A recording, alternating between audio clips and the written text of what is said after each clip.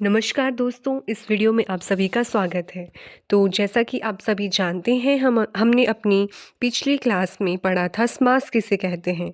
उसके बाद हमने उस वीडियो में डिस्कस किया था कि समास कितने प्रकार के होते हैं, जिसमें हम 2 प्रकार के समास हमारी लास्ट क्लास में कर चुके हैं। वो थे अव्ययी भाव समास और दूसरा हमने किया था द्वंद्व समास। इसको भी हम कर चुके हैं और आज इस वीडियो में हम जो अगला समास करेंगे जो है बहुव्रीहि समास। बहुव्रीहि समास में क्या होता है, इसके दोनों पद अप्रधान या गौण होते हैं, अन्य पद प्रधान होता है। मतलब जो 2 पद हमारे पास दिए गए होते हैं वो दोनों ही पद क्या होते हैं, गौण होते हैं। मतलब इतने ज़्यादा महत्वपूर्ण नहीं होते हैं। इसमें कोई अन्य पद या कोई तीसरा पद जो है वो प्रधान होता है। उदाहरण से देखते हैं, जैसे हमारे पास शब्द है दशानन। अब इसमें क्या है, इसमें कोई भी पद जो है वो प्रधान नहीं है, गौण है दोनों पद। लेकिन जब हम इसका विग्रह करेंगे, समास विग्रह करेंगे, तो वो क्या है, 10 है आनन जिसके। दशानन का समास विग्रह हुआ 10 है आनन जिसके। आनन का मतलब होता है मुख। तो हमें पता है 10 मुख वाला व्यक्ति कौन था, वो था रावण। तो इसका जो अर्थ हुआ 10 है आनन जिसके अर्थात रावण। जो अर्थात वाले समास या शब्द होते हैं वो आते हैं हमारे बहुव्रीहि समास में। तो इसमें जो प्रधान हुआ वो हुआ हमारा तीसरा पद जो है रावण। इसमें रावण की प्रधानता है क्योंकि यह रावण की विशेषता है कि उसके 10 मुख हैं। एक और उदाहरण है कमल नयन। अब इसमें क्या है, इसका अर्थ हुआ कमल के समान है नयन जिसके। हमने पढ़ा था 2 या 2 से अधिक शब्द जब आपस में मिलते हैं तो एक नया शब्द बनता है जिसे हम बोलते हैं समस्त पद या सामासिक पद। और ये है हमारा समास विग्रह। अब कमल के समान है नयन जिसके, वो कौन है, अर्थात राम या विष्णु। इनके जो नयन है, नयन क्या होता है, नेत्र चक्षु। तो ये उनकी विशेषता है राम और विष्णु जी की, कि उनके जो नयन है वो कमल के समान है। तो इस जो समस्त पद है इसमें जो विशेषता है या जो पद प्रधान है वो हमारा तीसरा पद है या अन्य पद है। राम और विष्णु की यहाँ पे प्रधानता है। उसी तरह से अगला जो समस्त पद है वो है चक्र पाणी। मतलब चक्र है पाणी में जिसके, पाणी मतलब हाथ। अब किसके हाथ में चक्र है, हमें पता है कृष्ण जी के हाथ में चक्र है। तो यहाँ पे प्रधानता हुई कृष्ण जी की, जो हमारा अन्य पद है। आगे है लंबोदर, मतलब लंबा है उद्र जिसका, अर्थात गणेश। तो यहाँ पे प्रधानता हुई गणेश की, जो हमारा अन्य शब्द है या तीसरा पद है। तो ये बात की हमने बहुव्रीहि समास की। इसमें क्या होता है, इसमें जो पद दिए हुए होते हैं हमारे पास वो प्रधान नहीं होते हैं, इसमें कोई तीसरा पद प्रधान होता है। जैसे इसमें अगर आपने और उदाहरण देखने होंगे तो जैसे त्रिनेत्र हो गया, 3 है नेत्र जिसके अर्थात शिव। तो इसमें शिव जी की प्रधानता है। फिर है हमारे पास त्रिलोचन, त्रिलोचन का अर्थ भी वही हुआ, 3 है लोचन जिसके, वो भी कौन है, शिव हैं। एक दंत, किसका है एक दंत, हमें पता है गणेश भगवान जी का है एक दंत। एक है दंत जिसका अर्थात गणेश। गजानन, गजानन भी गणेश को बोलते हैं। फिर जो राजीव नयन है वो कौन किसके हैं, राम। ये क्या है, ये इनके पर्यायवाची भी हैं। आप इनको पर्यायवाची में भी लिख सकते हैं। जैसे शैलजा, तो शैलजा का भी हमें क्या पता है कि इसका अर्थ क्या होता है, शैल की पुत्री। कौन है, पार्वती होगी। अष्टभुज दुर्गा जी को बोलते हैं। वज्रपाणी इंद्र को बोलते हैं। गिरिधर कृष्ण, गिरिधर जो है वो कृष्ण को बोलते हैं। तो ये सब क्या है, ये है हमारे पास बहुव्रीहि समास के उदाहरण। इसके बाद हम अगला पढ़ेंगे तत्पुरुष समास। अब तत्पुरुष समास में क्या होता है, जिसका उत्तर पद प्रधान होता है।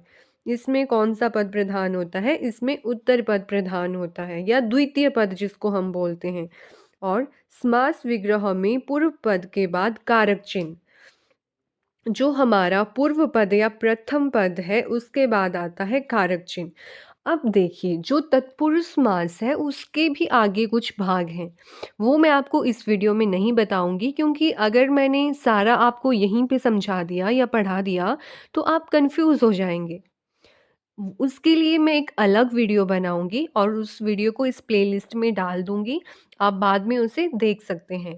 तो हम जो है, जो इसकी परिभाषा है उसी के आधार पर यहाँ पे कुछ उदाहरण लेंगे। जैसे मेन है इसमें कि उत्तर पद प्रधान होगा और पूर्व पद मतलब पहले पद के बाद हमारे पास कारक चिन्ह आएगा। उदाहरण है हमारे पास जेब कतरा। अब इसमें क्या है, उत्तर पद प्रधान है कतरा। अब देखिए, मैंने शब्द बोला जेब कतरा, तो आपके माइंड में क्या इमेज बनी? जेब की? नहीं। जेब कतरा आपने कोई व्यक्ति इमेजिन कर लिया कि वो जेब कतरा है, तो जेब कतरा का मतलब होता है जेब को काटने वाला। अब यहाँ पे बोला गया कि पूर्व पद के बाद कारक चिन्ह का प्रयोग होगा, तो को क्या है हमारा? को है हमारा कारक चिन्ह यहाँ पे। उसी तरह दूसरा उदाहरण है पुस्तकालय। अब पुस्तकालय शब्द बोलते ही आपके जो दिमाग में कोई आकृति बनी, वो बनी पुस्तकालय की, लाइब्रेरी की, जहाँ पे पुस्तकें रखी हुई होती हैं। तो इसका क्या अर्थ होता है? पुस्तक के लिए आलय। तो यहाँ पे भी हमारा दूसरा पद जो है वो प्रधान है और कारक चिन्ह के लिए यहाँ पर प्रयोग हुआ है। अगला शब्द है, समस्त पद है हमारे पास, सुर रचित, मतलब सूरदास के द्वारा रचित। यहाँ पे के द्वारा क्या है? कारक चिन्ह है जो पूर्व पद के बाद प्रयोग हुआ है। धनहीन, मतलब धन से हीन, से कारक चिन्ह है। राम मंदिर, राम का मंदिर। लोकप्रिय, लोक में प्रिय है जो व्यक्ति। तो ये सब उदाहरण है हमारे पास तत्पुरुष समास के। और इन सभी में जो है दूसरा पद प्रधान है, क्योंकि जेब, जब हमने जेब कतरा बोला तो हमारे दिमाग में जो एक चित्र बना वो एक व्यक्ति का बना जो कतरा है, जेब को कतरता है। पुस्तकालय में चित्र बना एक लाइब्रेरी का। सुर रचित में सूरदास जी का चित्र बना। धनहीन, वही इमेज आई कि कोई व्यक्ति है जो धन से हीन है, जिसके पास धन नहीं है। राम मंदिर में हमारे दिमाग में इमेज बनी मंदिर की। लोकप्रिय में जो कोई भी हमें हमारे ध्यान में व्यक्ति हो कि वो हाँ बहुत ही लोकप्रिय है, तो उसका चित्र बना। तो इन सब शब्दों में क्या है, इन सब शब्दों में हमारे पास जो हमारे दिमाग में आकृति बनी वो उत्तर पद की बनी। और इन सब में जो है हमने देखा, जो हमारा कारक चिन्ह है वो प्रथम जो पूर्व पद है उसके बाद प्रयोग हुआ है।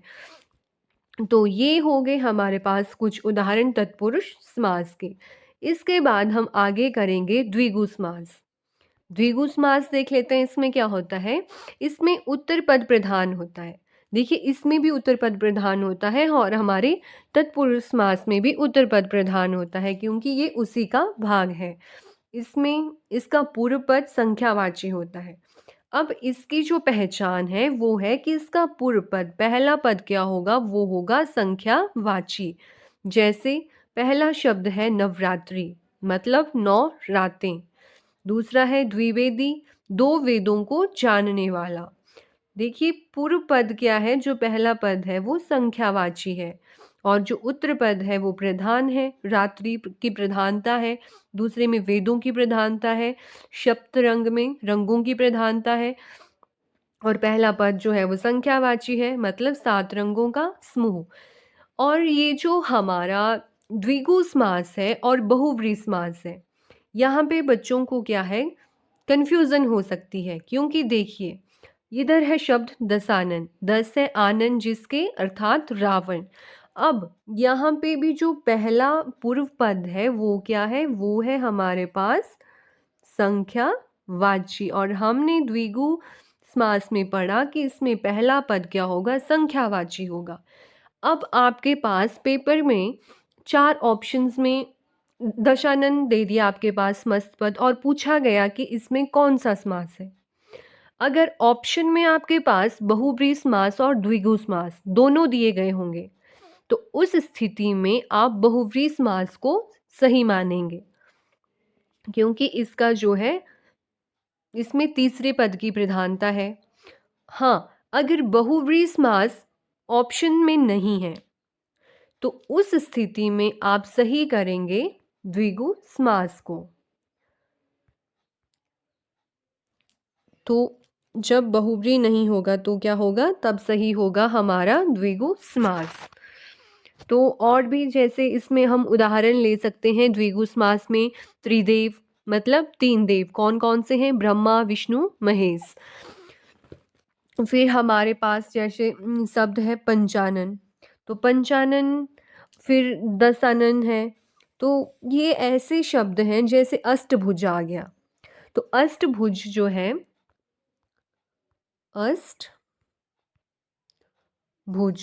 अब हमें पता है 8 है भुजाएं जिसकी हम बोलते हैं दुर्गा जी को।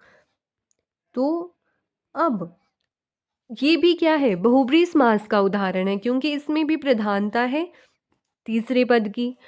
और अगर हम द्विगु समास की बात करें तो प्रथम पद हमारा संख्यावाची है, तो इस स्थिति में भी वही सेम बात होगी। अगर ऑप्शन में बहुव्रीहि और द्विगु दोनों दिया है तो ये होगा बहुव्रीहि, अगर बहुव्रीहि ऑप्शन में नहीं है तो ये होगा हमारा द्विगु समास। तो इस तरह से इन चीज़ों को ध्यान में रखना है, गलत नहीं करना है। आगे है हमारे पास कर्मधारय समास। इसके अंदर क्या होता है, इसका भी उत्तरपद प्रधान होता है। इसके दोनों पदों में विशेषण विशेष्य उपमान उपमेय का संबंध होता है। अब जब मैंने समास पढ़ाना शुरू किया था, समास के प्रकार, तो मैंने आपको कुछ शब्द बताए थे, कौन कौन से, अव्ययी भाव, सॉरी अव्ययी, अव्यय, अविकारी, उपसर्ग, विलोम, पूरक, विशेषण विशेष्य, उपमान उपमेय। और वहाँ पे मैंने इन शब्दों का आपको अर्थ भी बताया था। तो देखिए, हमने इनका अर्थ जान लिया है हमारी फर्स्ट क्लास में। तो अब हम क्या है, आसानी से इसे समझ सकते हैं। जैसे उदाहरण है हमारे पास, पीताम्बर मतलब पीला है जो वस्त्र। अब यहाँ पे क्या हो रहा है, पीला है जो वस्त्र, वस्त्र कैसा है, पीला है। तो इसमें क्या किया गया है, विशेषता बताई गई है, विशेषण और विशेष्य का प्रयोग हुआ है। जैसे पीला क्या है, यहाँ पे विशेषता है किसकी, वस्त्र की। तो पीला क्या हो गया, पीला हो गया हमारा विशेषण, क्योंकि ये विशेषता बता रहा है वस्त्र की, और जिसकी विशेषता बताई जाती है वो होता है हमारा विशेष्य। तो यहाँ पे पीला विशेषण, वस्त्र विशेष्य, क्योंकि वस्त्र की विशेषता बताई गई है। तो और दूसरा है हमारे पास क्रोधाग्नि, क्रोध रूपी अग्नि, ये है हमारा उपमान और उपमेय, क्योंकि इसमें क्या की गई है, तुलना की गई है किसकी, क्रोध रूपी अग्नि। क्रोध की जो तुलना है वो की गई है अग्नि के साथ। तो क्रोध हुआ हमारा उपमेय, क्या हुआ, क्रोध, क्रोध हुआ हमारा उपमेय, और जिसके साथ तुलना की गई है वो हुआ हमारा उपमान। तो आई होप आपको ये समझ आ गया होगा। इसका क्या है, एक रिवीजन कर लेते हैं। जो दो समास हमने पहली क्लास में पढ़े थे उनको भी देख लेते हैं। आप इसका जो है स्क्रीनशॉट भी ले सकते हैं और अपने नोट्स तैयार कर सकते हैं। हमने सबसे पहले पढ़ा समास, क्या होता है, इसमें दो शब्द आपस में मिलकर एक नया शब्द बनाते हैं, जिसे हम क्या कहते हैं, जिसे हम कहते हैं समस्त पद या सामासिक पद। ये बात हो गई समास की, और ये पूरी प्रक्रिया कहलाती है हमारी समास। इसके बाद हमने पढ़ा कि समास जो है इनकी संख्या है 6। कौन कौन से, अव्ययी भाव समास, द्वंद्व समास, बहुव्रीहि समास, तत्पुरुष समास, द्विगु समास और हमारा कर्मधारय समास। अब जो अव्ययी भाव समास है, इसमें क्या होता है, पूर्व पद प्रधान होता है, और जो पूर्व पद है मतलब मूल शब्द से पहले जो शब्दांश जुड़ा हुआ होता है वो हमारा उपसर्ग होता है या अव्यय शब्द होता है। फिर द्वंद्व समास में हमने पढ़ा कि दोनों पद प्रधान होते हैं, या तो विलोम शब्द होंगे या पूरक शब्द होंगे। फिर बहुव्रीहि समास में दोनों पद गौण होंगे, कोई अन्य पद प्रधान होगा। तत्पुरुष समास में उत्तर पद प्रधान होगा। और द्विगु और कर्मधारय समास में क्या है, द्विगु समास में पूर्व पद होगा संख्यावाची और कर्मधारय में उपमान उपमेय और विशेषण विशेष्य, ये चीजें आती हैं। अब इसके बाद जो हमारा अव्ययी भाव समास है, हमने पढ़ा पूर्व पद प्रधान होगा, उपसर्ग और अव्यय शब्द होंगे। जैसे शब्द है प्रतिदिन, तो इसमें प्रति क्या है, हमारा उपसर्ग है। शब्द है आजीवन, यहाँ पे आ क्या है, उपसर्ग है। द्वंद्व समास में विलोम शब्द आ गया हमारा लाभ हानि, पूरक शब्द आ गया माता पिता। बहुब्रीहि समास में दोनों पद गौण, अन्य पद प्रधान, कमल नयन, कमल के समान है नयन जिसके। अब यहाँ पे हमें पता है क्या की गई है, कमल नयन कहा गया, और हमें पता है कि कमल के समान नयन है राम और विष्णु जी के। दस आनन, दस आनन में क्या है, दस है आनन जिसके, अर्थात रावण। तो प्रधान कौन है, तीसरा पद जो रावण है। तत्पुरुष समास में उत्तर पद प्रधान होता है। जैसे हमारे पास है शब्द युधिष्ठिर। अब युधिष्ठिर का जो समास विग्रह है वो क्या होगा, युद्ध में स्थिर। युद्ध क्षेत्र, युद्ध का क्षेत्र। अब द्विगु समास में हमने पढ़ा पूर्व पद संख्यावाची होगा।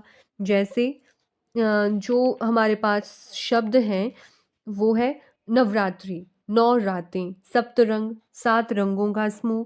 तो चौराहा, 4 राहें जहाँ पे मिलती हैं वो। अगर जैसे हमारा शब्द दशानन है, अष्टभुज है, हमें पता है ये बहुब्रीहि समास में भी आते हैं और द्विगु समास में भी। अगर ऑप्शन में बहुब्रीहि और द्विगु दोनों होंगे तो हम सही करेंगे बहुब्रीहि को, अगर बहुब्रीहि नहीं होगा तो उस स्थिति में सही होगा हमारा द्विगु समास। फिर है कर्मधारय समास, इसमें क्या होता है, उपमान और उपमेय, विशेषण और विशेष्य। जैसे हमारे पास यहाँ पे शब्द है नीलांबर। अब नीलांबर में क्या है, नीला है जो अंबर। और क्रोधा अग्नि, क्रोधा अग्नि में भी हमें पता है यहाँ पे किस चीज की बात की गई है, क्रोधा अग्नि में बात की गई है क्रोध रूपी अग्नि की। क्रोध की तुलना की गई है अग्नि से, जिसमें क्रोध है हमारा उपमेय और अग्नि है हमारी उपमान। तो ये हमने बात की समास की और इसके 6 प्रकारों की, जो संख्या है 6 उसके बारे में। तो आई होप आपको ये क्लास और वीडियो दोनों ही समझ आ गए होंगे। अगर आपको समझ नहीं आए होंगे तो आप कमेंट सेक्शन में फिर से पूछ सकते हैं। अगर आपको वीडियो पसंद आई तो इसको लाइक, शेयर और सब्सक्राइब ज़रूर करें। इसी के साथ धन्यवाद।